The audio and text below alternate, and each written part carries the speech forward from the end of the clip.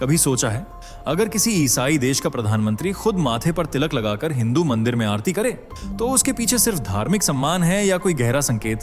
क्यों एक ऐसा देश जहां कभी ओम की आवाज सुनाई नहीं देती थी आज हरे कृष्णा के जाप से गूंजने लगा है?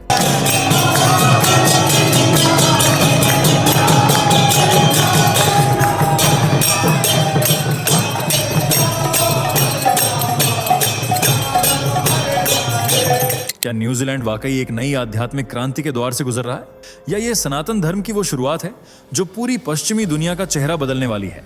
जरा कल्पना करो, न्यूजीलैंड की संसद में संस्कृत की गूंज, प्रधानमंत्री के माथे पर तिलक और सड़कों पर विदेशी चेहरे साड़ी पहने भक्ति गीतों पर झूमते हुए।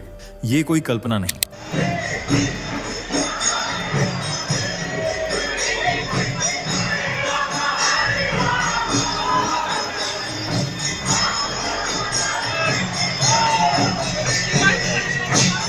बल्कि एक ऐसा सच है जो दुनिया की आध्यात्मिक भूगोल को फिर से लिख रहा है। इस वीडियो में मैं तुम्हें दिखाऊंगा कि कैसे न्यूजीलैंड जैसे आधुनिक क्रिश्चियन डोमिनेंट देश में हिंदू धर्म न सिर्फ बढ़ रहा है बल्कि अब सत्ता की कुर्सियों तक पहुंच चुका है। क्यों यहाँ के युवा सनातन को मॉडर्न पीस कोड मानने लगे हैं और कैसे योग, ध्यान और गीता का प्रभाव वहाँ की संस्कृति को भीतर तक बदल रहा है। पर असली सवाल यह है, क्या ये सिर्फ कल्चर अडॉप्शन है या कुछ बड़ा होने जा रहा है जिसकी शुरुआत एक प्रधानमंत्री से हुई है? वीडियो के आखिर तक बने रहो, क्योंकि जब तुम ये जानोगे कि न्यूजीलैंड में हिंदुत्व की जड़ें कितनी गहरी जा चुकी हैं, तुम्हें एहसास होगा सनातन अब सिर्फ धर्म नहीं, एक विश्व आंदोलन बन चुका है। चलिए दोस्तों, फटाफट कमेंट करके बताओ कि आप इस वीडियो को भारत के किस शहर या गांव से देख रहे हो। हमें भी जानना है कि हमारी आवाज़ इस देश के किन किन कोनों तक पहुंच रही है। कश्मीर से कन्याकुमारी तक, अंडमान से अरुणाचल तक, हर आवाज एक ऊर्जा है और हम सब मिलकर बना रहे हैं सनातन की लहर। और अगर आपने चैनल को अब तक सब्सक्राइब नहीं किया है तो भाई, ये तो सीधा अन्याय है। इतना दमदार और जन जागरण वाला कंटेंट हम हर रोज आपके लिए लेकर आते हैं। सब्सक्राइब करो अभी, ताकि अगली बार सनातन की हर गर्जना आप तक सबसे पहले पहुंचे। और हाँ, वीडियो को लाइक करना मत भूलना। ये सिर्फ एक बटन नहीं है, ये दुनिया को दिखाने का तरीका है कि सनातन अभी जीवित है और जाग रहा है। तो चलिए बिना वक्त गंवाए बढ़ते हैं वीडियो में आगे।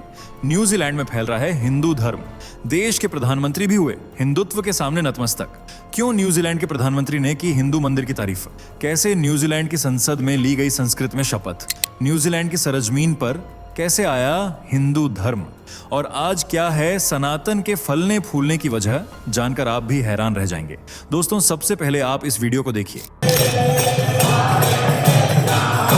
ये नजारा है दक्षिण पश्चिम प्रशांत महासागर में बसे एक द्वीपीय देश न्यूजीलैंड का, जहां सड़कों पर महिलाएं हिंदू पोशाक साड़ी में लिपटी हुई हैं, गले में फूलों की माला है और दिल में सनातन की भक्ति, जिसे जगजाहिर करने के लिए वे सड़क के बीचों बीच हिंदू भजन पर नृत्य कर रही हैं और दुनिया के सामने सनातन के प्रति प्रेम और गहरी आस्था का प्रदर्शन करने की कोशिश कर रही हैं। अब जरा इस वीडियो को देखिए। रंग बिरंगे रंगों से माहौल को रंगीन बनाने वाले ये हैं न्यूजीलैंड के प्रधानमंत्री, जो हिंदू पर्व होली को खूब धूमधाम से मना रहे हैं। हजारों लोग रंगों के इस त्योहार में डूबे हुए हैं, जिनमें सिर्फ हिंदू ही शामिल नहीं हैं, बल्कि गैर हिंदू भी मौजूद हैं। इस तरह हिंदू त्योहारों से लेकर हिंदू पहनावे, संस्कृति और धर्म को आज न्यूजीलैंड में खास तवज्जो दी जा रही है। हर कोई सनातन से जुड़ने और उसे समझने की कोशिश में लगा है, जिसका जीता जागता सबूत है ये वीडियो सड़कों पर हरे कृष्णा हरे राम का जाप करते इन लोगों का है।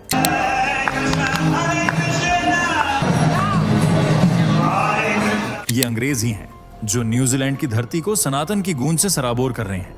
यहाँ समय समय पर ऐसी हिंदू धार्मिक यात्राएं निकाली जाती हैं जिन्हें देखकर ऐसा महसूस होता है मानो बद्रीनाथ या हरिद्वार आ गए हों और ये देश न्यूजीलैंड नहीं भारत हो, जिसे देवों की भूमि और सनातनियों का घर कहा जाता है। अब वही भारत से निकला सनातन धर्म विदेशी धरती पर भी अपनी जड़ें मजबूत करता जा रहा है, जिसका उदाहरण आपको न्यूजीलैंड के रूप में देखने को मिल रहा है। 2,68,021 वर्ग किलोमीटर में फैला न्यूजीलैंड अक्सर अपनी प्राकृतिक सुंदरता, स्वदेशी माओरी संस्कृति, ऊंचे नीचे पहाड़, ग्लेशियर, फियोर्ड्स और समुद्र तट के सुहावने नज़ारों के लिए चर्चा में बना रहता है। लेकिन कुछ वक्त से इसकी पहचान हिंदू धर्म से भी जुड़ गई है, जिसके अनुयायी तेजी से बढ़ते जा रहे हैं। ईसाई हो या मुस्लिम, हर कोई सनातन की तरफ ध्यान केंद्रित कर रहा है। जबकि यहाँ का मुख्य धर्म ईसाई है, न्यूजीलैंड आज 52,51,899 लोगों का घर है, जिनमें 51.6 6% आबादी ऐसी है जो किसी भी धर्म में यकीन नहीं करती, यानी नास्तिक है। इसलिए देश का सबसे बड़ा धर्म माना जाता है ईसाई धर्म को, जिसके अनुयायी कुल आबादी का 32.3% हिस्सा अपने नाम कर चुके हैं। जबकि दूसरे पायदान पर तनकर खड़ा है हिंदू धर्म, जिसे 2.9% लोग फॉलो करते हैं।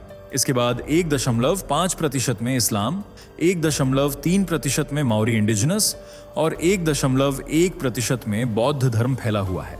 लेकिन सबसे ज्यादा सुर्खियां बटोर रहा है हिंदू धर्म, जो मुख्य धर्म न होने के बावजूद न्यूजीलैंड वासियों को अपनी तरफ आकर्षित करता जा रहा है और इसे सबसे तेजी से बढ़ने वाला धर्म भी कहा जाता है।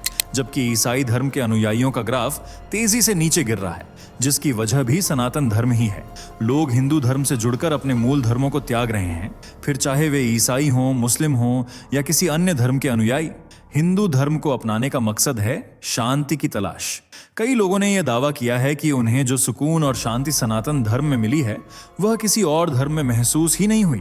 इसलिए आज न सिर्फ ये लोग हिंदू धर्म को फॉलो कर रहे हैं, बल्कि सनातन का प्रचार प्रसार कर दूसरों को भी इससे जुड़ने के लिए प्रेरित कर रहे हैं। इसे देखकर यह कहना गलत नहीं होगा कि कुछ सालों के अंतराल में हिंदू संस्कृति न्यूजीलैंड की संस्कृति में पूरी तरह रच बस जाएगी, जिसके बिना न्यूजीलैंड अधूरा और बेजान माना जाएगा। हिंदू धर्म देश की संस्कृति के साथ साथ राजनीति में भी अपनी पकड़ मजबूत बना सकता है। ऐसा हम क्यों कह रहे हैं, यह आपको इस वीडियो को देखने के बाद समझ आ जाएगा। जरा ये वीडियो देखिए। अहम गौरव शर्मा सत्यनिष्ठतया शुद्धाकरणेन वास्तविकतया च घोषयामि निश्चितं करोमि च यत्। इन व्यक्ति का नाम है गौरव शर्मा और ये खड़े हैं न्यूजीलैंड की संसद में, जहां इन्होंने संस्कृत भाषा में शपथ ली है। ये न्यूजीलैंड के इतिहास में पहली बार हुआ है जब किसी सांसद ने संस्कृत में शपथ ली हो। इसलिए जब यह वीडियो क्लिप सोशल मीडिया पर पोस्ट की गई तो हंगामा मच गया। हर कोई हैरान था कि आखिर न्यूजीलैंड की पार्लियामेंट में यह हो क्या रहा है। क्या संसद में सनातन का रंग घुल रहा है? इन्हीं सवालों और संस्कृत भाषा की वजह से यह वीडियो खूब वायरल हुई। बता दें, गौरव शर्मा भारत के हिमाचल प्रदेश से संबंध रखते हैं और उन्होंने न्यूजीलैंड लेबर पार्टी के उम्मीदवार के रूप में हैमिल्टन क्षेत्र से चुनाव में जीत हासिल की है, जिसकी शपथ उन्होंने संसद में ली। सबसे पहले गौरव शर्मा ने न्यूजीलैंड की स्थानीय भाषा मौरी में शपथ लेकर एक न्यूजीलैंड वासी होने का फर्ज अदा किया और फिर अपने धर्म और अपने देश का कद ऊंचा करने के लिए उन्होंने संस्कृत भाषा में भी शपथ ली। यह क्षण पूरे भारत के लिए बहुत खास था और हिंदू अनुयायियों के लिए बेहद महत्वपूर्ण रहा। उनके धर्म के अनुयायी गौरव शर्मा ने न्यूजीलैंड में हिंदू धर्म को बढ़ावा दिया। गौरव शर्मा की तरह ऐसे अनेक लोग हैं जो आज सनातन को फैलाने की कोशिश में जुटे हुए हैं। यहाँ हिंदू व्यापारी और पेशेवर लोग न सिर्फ हिंदू संस्कृति को मजबूती दे रहे हैं, बल्कि देश की अर्थव्यवस्था को बढ़ावा देने में भी अहम भूमिका निभा रहे हैं। लोकल पॉलिटिक्स से लेकर शिक्षा, रोजगार और हेल्थ केयर तक हर जगह हिंदुओं ने अपनी पकड़ मजबूत बना रखी है, जिससे सनातन की महक अलग अलग क्षेत्रों में महसूस की जा सकती है। बढ़ती हिंदू जनसंख्या के चलते न्यूजीलैंड में हिंदू त्योहारों को भी बड़ी धूमधाम से मनाया जाता है।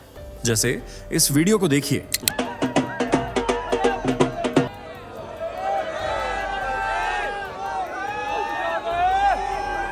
ढोलक की थाप पर नाचते ये लोग भारतीय या पंजाबी नहीं, बल्कि न्यूजीलैंड वासी हैं, जो हजारों की तादाद में एकजुट होकर दिवाली का त्योहार नाच गाने के साथ मना रहे हैं।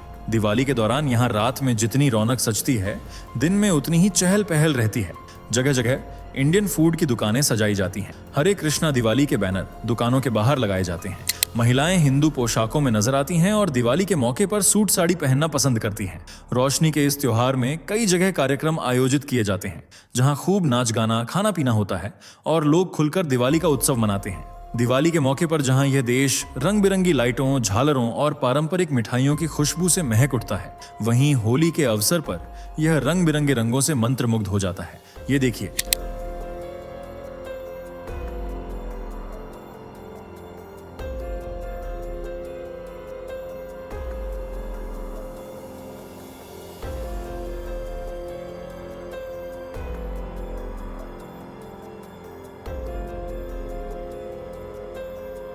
वही रंग गुलाल, वही एकता और वही खुशियां जैसी भारत में महसूस की जाती हैं। हिंदू त्योहारों के सबसे बड़े गढ़ माने जाते हैं न्यूजीलैंड के ऑकलैंड, वेलिंगटन और हैमिल्टन जैसे शहर, जहां हिंदू हर पर्व को दिल खोलकर मनाते हैं। इसी तरह की रौनक गणेश चतुर्थी पर भी देखने को मिलती है। जी हाँ, इस देश के हिंदू समुदाय के लोग भी यहाँ पूरी श्रद्धा से गणपति बप्पा का स्वागत सत्कार करते हैं, जबकि गैर हिंदू भी भगवान गणेश में गहरी आस्था रखते हैं। इसलिए वे भी हिंदुओं के साथ मिलकर इस त्योहार को और अधिक खुशियों से भर देते हैं, जो सनातन के बढ़ते वर्चस्व का प्रमाण है। लेकिन ईसाई देश में हिंदुत्व की इस छाप को देखकर एक सवाल जरूर आपके दिमाग में भी आया होगा, आखिर सनातन धर्म यहाँ आया कैसे? किसने रखी ईसाई धरती पर हिंदू धर्म की नींव? बात है 1870 के दशक की, जब भारत के कुछ मजदूर और व्यापारी फिजी से होते हुए न्यूजीलैंड पहुंचे थे। ये अपने साथ अपनी परंपराएं और अपना हिंदू धर्म भी न्यूजीलैंड लेकर आए थे, जिसे इन्होंने कभी धूमिल नहीं होने दिया। ये देश भी एक सेक्युलर कंट्री की पहचान रखता है, जहां हर धर्म का सम्मान किया जाता है। इसलिए भारतीय लोगों को अपने धार्मिक अनुष्ठान करने में कभी कोई दिक्कत नहीं हुई और उन्होंने पूरी आजादी के साथ अपने धर्म का पालन किया। और बढ़ते समय के साथ साथ यहाँ हिंदू धर्म का प्रभाव भी बढ़ना शुरू हो गया। सनातनियों का समुदाय बड़ा होता गया और लोग घर की चारदीवारी में त्योहार मनाने के बजाय खुले में उत्सव मनाने लगे, जिससे गैर हिंदुओं का ध्यान भी इनकी ओर आकर्षित होने लगा। कुछ समय बाद यानी 1986 में ऑकलैंड में पहला हिंदू मंदिर भी स्थापित हुआ। यह हिंदू धर्म के प्रसार में एक महत्वपूर्ण कदम माना गया। इस मंदिर का नाम था भारतीय मंदिर, जो भारतीयों की देन था। इस मंदिर के बाद तो यहाँ मंदिरों का मेला सा लग गया। ऑकलैंड में BAPS श्री स्वामीनारायण मंदिर तथा सैंड्रिंघम हिंदू मंदिर जैसे कई स्थानीय मंदिर बनाए गए, जबकि राजधानी वेलिंगटन में कुरिंची कुमारन मंदिर, इस्कॉन मंदिर और श्री सनातन धर्म हनुमान मंदिर स्थापित किए गए। वहीं पाप नुई में बना BAPS श्री स्वामीनारायण मंदिर दक्षिण द्वीप का एकमात्र हिंदू मंदिर है, जहां हिंदू भक्तों का तांता लगा रहता है। इसी तरह हैमिल्टन में श्री बालाजी मंदिर और BAPS श्री स्वामीनारायण मंदिर के साथ साथ इस्कॉन मंदिर भी स्थित है। जी हाँ, इस्कॉन संगठन भी यहाँ सक्रिय है और हिंदू धर्म के प्रचार प्रसार में अहम भूमिका निभा रहा है। इसलिए न्यूजीलैंड में बढ़ते हिंदुत्व के प्रभाव की एक वजह इस्कॉन संस्था को भी माना जाता है, जो आज न सिर्फ न्यूजीलैंड बल्कि अमेरिका, ऑस्ट्रेलिया जैसे तमाम देशों में सनातन को बढ़ावा दे रही है। आज इसके 1000 से ज्यादा केंद्र अलग अलग देशों में बने हुए हैं, जहां सनातन का पाठ पढ़ाया जाता है और उसकी अच्छाइयों से लोगों को रूबरू कराया जाता है। अब इसी सनातन के रंग में देश के प्रधानमंत्री भी रंगते हुए नजर आ रहे हैं। दरअसल हाल ही में न्यूजीलैंड के प्रधानमंत्री क्रिस्टोफर लक्सन ने भारत का दौरा किया था और वे भारत के दिल दिल्ली में बने अक्षरधाम मंदिर में भी गए थे। देवी देवताओं के प्रति उन्होंने सम्मान भी प्रकट किया था। इस मंदिर की खूबसूरती, वास्तुकला और शांतिपूर्ण माहौल में क्रिस्टोफर इस कदर रम गए कि उनका मंदिर से बाहर निकलने का मन ही नहीं कर रहा था। कुछ देर यहाँ समय बिताने के बाद उन्हें काफी अच्छा महसूस हुआ। साथ ही उन्होंने मंदिर की कई तस्वीरें भी लीं, जिन्हें क्रिस्टोफर ने अपने सोशल मीडिया हैंडल पर पोस्ट कर मंदिर की तारीफों का बखान किया और साथ ही माथे पर तिलक लगाए अपनी सेल्फी भी अपलोड की, जिसमें वे एक सच्चे सनातनी की तरह दिखाई दे रहे थे। मंदिर में रहने के दौरान क्रिस्टोफर ने कुछ धार्मिक परंपराओं का भी पालन किया था। अपलोड की गई फोटो के जरिए उन्होंने मंदिर को अंतर्राष्ट्रीय स्तर पर पहचान दिलाने की कोशिश की। इसे देखकर लोगों ने कहा कि क्रिस्टोफर का रुझान सनातन की तरफ बढ़ रहा है, जैसे उनकी जनता भी सनातन की मुरीद बनती जा रही है। आज योग, ध्यान, हिंदू रीति रिवाज न्यूजीलैंड की फिजाओं में घुल चुके हैं और न्यूजीलैंड हिंदुत्व का घर कहलाने लगा है। वैसे आपको क्या लगता है, क्या सनातन न्यूजीलैंड का मुख्य धर्म बन पाएगा? अपनी राय कमेंट में जरूर बताएं। अगर जानकारी अच्छी लगी हो तो इसे लाइक और शेयर करें। साथ ही चैनल से जुड़े रहने के लिए चैनल को सब्सक्राइब करके बेल आइकॉन को प्रेस करना न भूलें। धन्यवाद। दोस्तों, आपके स्क्रीन पर 2 और वीडियो दिख रही हैं, जिसे देखने के लिए आप स्क्रीन पर क्लिक करें। दोनों देखिएगा, बहुत अच्छी वीडियो बनी है।